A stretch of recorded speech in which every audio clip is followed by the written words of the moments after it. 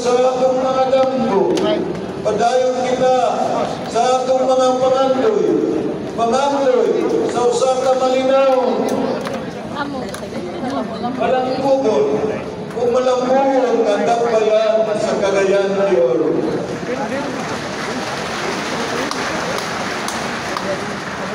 Karon na ang panahon, aron ang dambayan magmadasigon o malikod, ang mapadayon pagpikang sa mga latang pagdulong sa pagkapot sa atong mga tumulong damgo.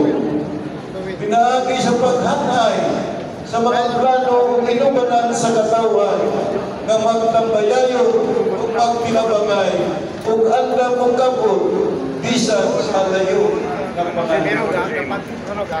Kitang tanan, muabante, alang sa katumanan sa atong mga damgo.